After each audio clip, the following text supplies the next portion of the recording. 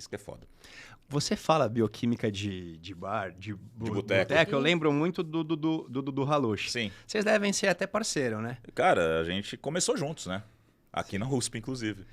Eu vejo o Dudu, ele teve uma discordância uma vez do Muzi Tá. em relação à testosterona ou de utilização constante, se você precisaria usar mais dose dependente, entendeu? Você O fala Muzi... por conta da história dos receptores androgênicos. Exato.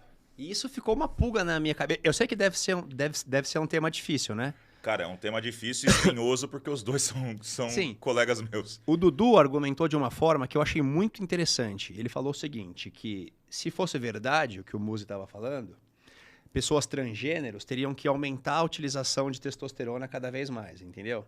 Entendi. E Ou aí que eu fiquei o- pensando, puta, faz sentido o que ele tá falando, mas é bem superficial, assim, eu não sei. Não é, cara. É assim, até acho que minha penúltima postagem foi justamente sobre isso, né? Pra poder meio que bater o martelo em cima dessa treta, né? Assim, o que acontece? O receptor é uma caixinha, certo? Ele tá dentro da célula. O receptor de testosterona, quando liga com a testosterona, ele encaminha para o núcleo da célula e promove transcrição gênica, certo?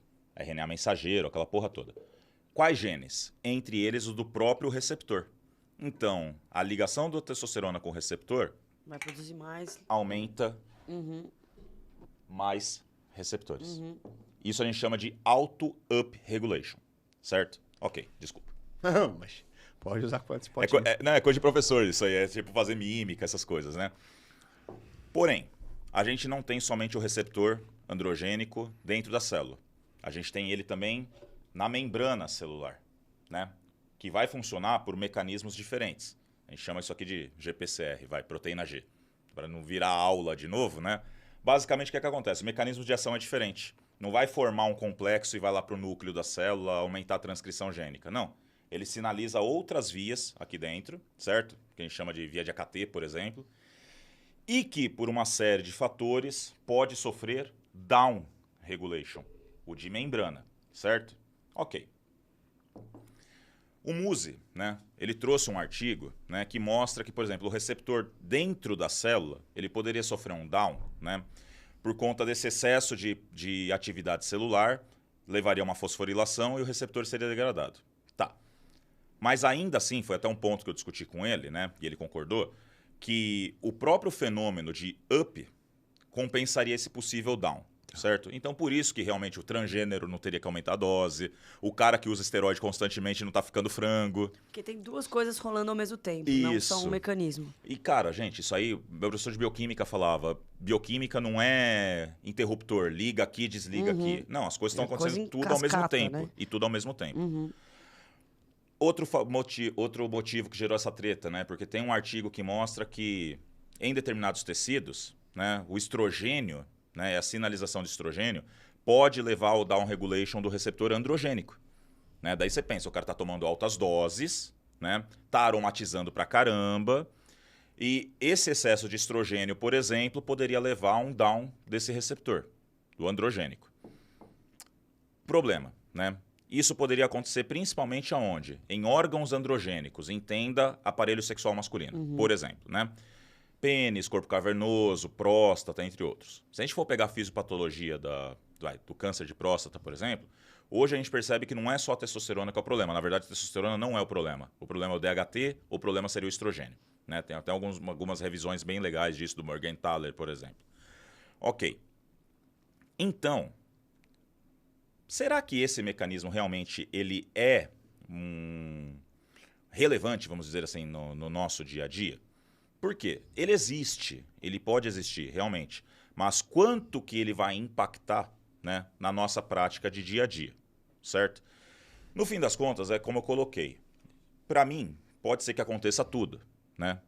Pode ser que elas estejam acontecendo ao mesmo tempo e tenham um sistema de compensação de um com o outro, tá?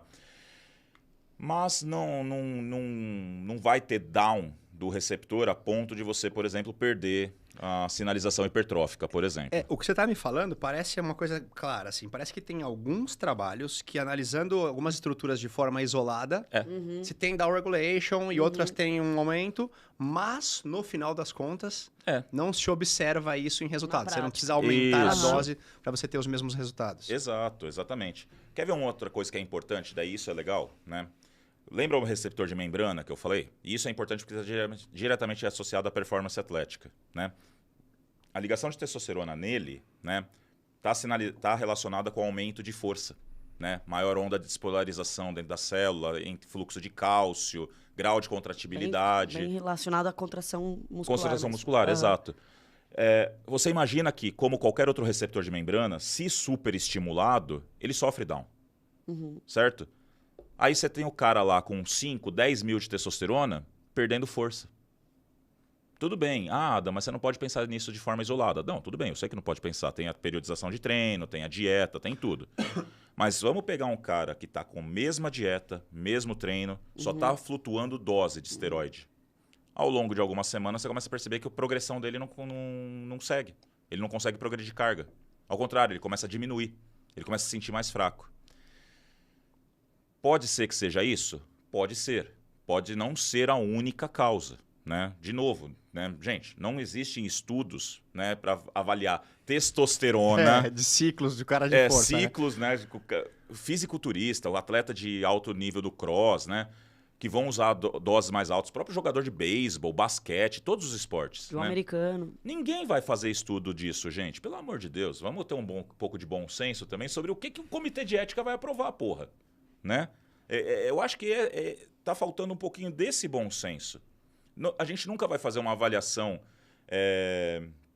como é que eu posso colocar assim, ponto a ponto, isolando variáveis, né?